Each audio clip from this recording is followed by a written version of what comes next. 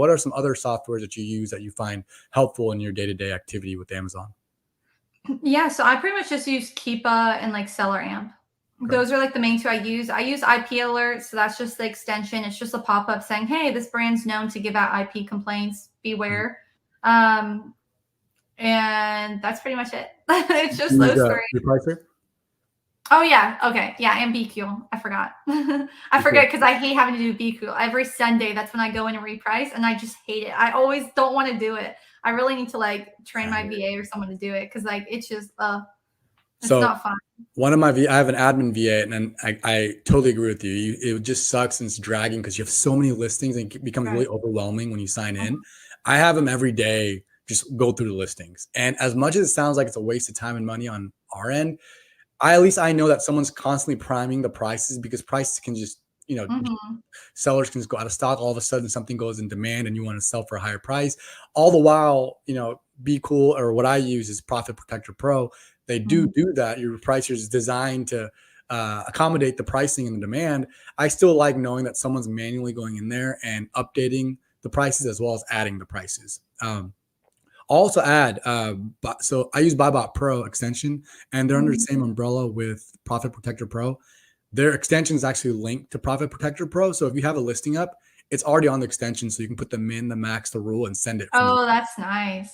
That's probably one huge. That's really nice. That was one of the huge bonus for me to opt into their software, but more so for my VA, because like my VA has the task of doing all that, and it saves him a lot of time to do it right on the listing. So yeah, I think I've heard about that Repricer. I don't know if that's a newer one or not, but I think that one was like rated pretty high. Yeah, no, it's been there for a while. I think they do both. I know for a fact they do both EU and US. I don't know, maybe they market more on the EU side, but they work fully on the US side, and their customer support's really good. And I've recently started using them, and they're mainly because the price is a little bit more inexpensive than Be Cool and Seller Amp. Oh, really? It's cheaper? Yeah. Yeah, it's cheaper. Maybe I need to look into that, because it's such a pain in the butt. Like I literally just despise having to go to BQ every Sunday. Yeah. Just the Repricer itself, just because we have so many listings.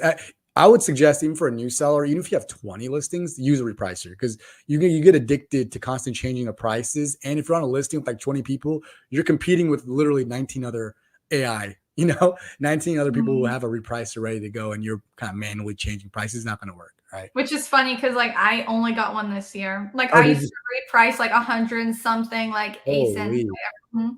Like every few days I would manually do it. It just took me so long to do it. Yeah. So also bookkeeping, do you use like Seller Board or anything like that? So as far as bookkeeping goes, I have QuickBooks, and then I have like Inventory Labs, but I have an accountant now. So like I work with an accounting CPA like firm, and so that they do all of it for me, which is so nice. Like I don't have to look at that stuff. I just get the report every month. Okay, am I doing good? Okay. And then I get like the go ahead. So, but I use QuickBooks. That's what I would suggest. If it was a new person, definitely get QuickBooks, and Inventory Lab, just to kind of see like where your ASIN profitability is at for Inventory Lab. And then just like your monthly spend and how much your expenses are. QuickBooks is like a necessity. Right. QuickBooks, definitely, especially if you're going to get a bookkeeper, he's going to need QuickBooks as well. I recently got a bookkeeper through Online Jobs from the Philippines.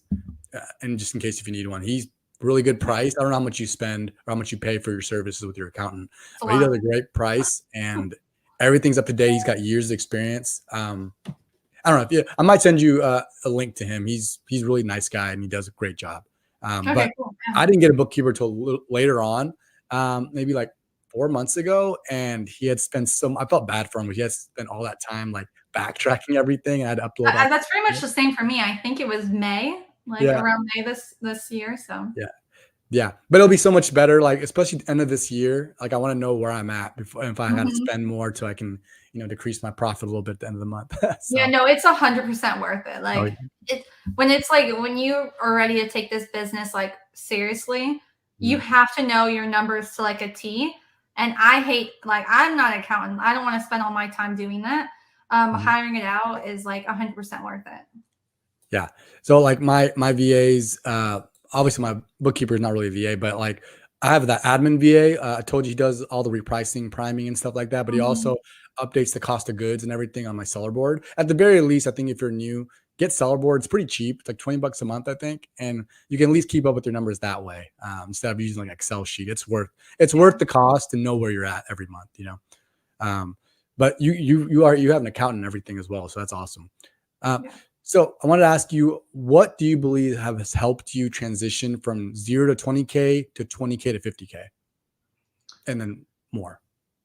The biggest thing is just spending the money. You kind of have to like know how much do I need to spend to make this, and that's really what it comes down to. Like you can't come in and expect, hey, I'm gonna make, I want to make 10K in profit a month. And it's like, all right, well, do you know how much you're gonna have to spend to make that? Like that's a lot, and because you're not. Something that you don't realize is when you're thinking, because this is the mistake I was making earlier this year before my accountant kind of showed it to me. I was thinking, I would go as low as a 10% ROI on my products. Like, and I was going for volume. I didn't care, as long as it made a, $2 profit and 10%, I had the money. I wanted like go volume. But the thing you don't realize is that it's not just 10%. Yes, you're making the 10% on the product, but all the expenses that follow it. Yeah. So it's not like you're going to net 10% of everything you made on Amazon because you have other things. So maybe you pay interest on a credit card, or you have, you have a business vehicle and you're paying interest on your vehicle and your monthly payments. And maybe you have an Amazon loan, so you're paying the interest on that. So all those expenses, so say that's 4% of your total like revenue. So it's like, okay, well now you just went from 10% to now 6%. Well, okay, maybe you have a prep center and that's 3% of your revenue. So now you just went down even more. So you're really not making 10. Right. Now you're making 3% margins. Like, and I didn't realize, you don't know until you know. Right. And when they showed me that, they're like, girl, you can't keep doing this. You're going to run yourself into the ground. Yeah. You're profitable right now, but like eventually you can't keep this up. So it made me realize like my margins have to be higher, because it's not 10% at the end of the day is great, but it has to be after all your business expenses, your softwares, everything.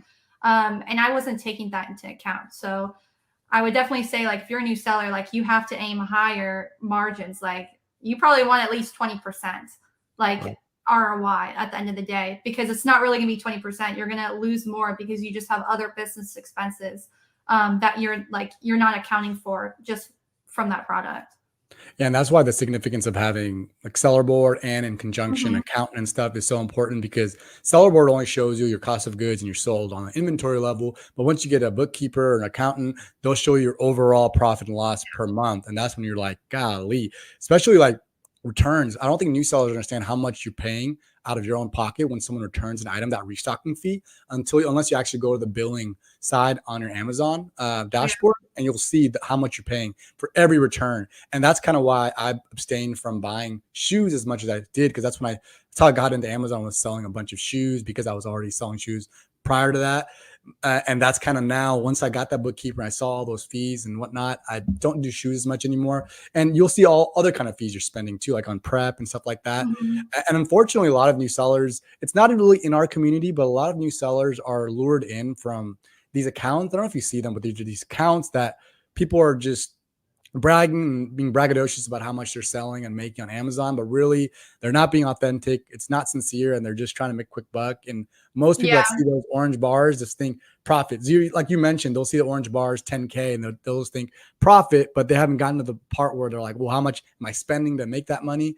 And that's why I like asking that question, because I know you're going to answer with, pragmatic and authentic way. And unfortunately, that's how people get lured in, and they might not have enough money to begin with, and now they're spending it on products that they can't make a profit on, and they're losing money because they don't really know how much they're profiting, right? Yeah, and that was my issue. Like, I didn't really know my numbers. I was like, yeah, I think it's between this percent. Like, when people ask me, like, I honestly didn't know. I was like, I mean, I know I'm profitable because I'm still doing this, but like, I don't know it to a T.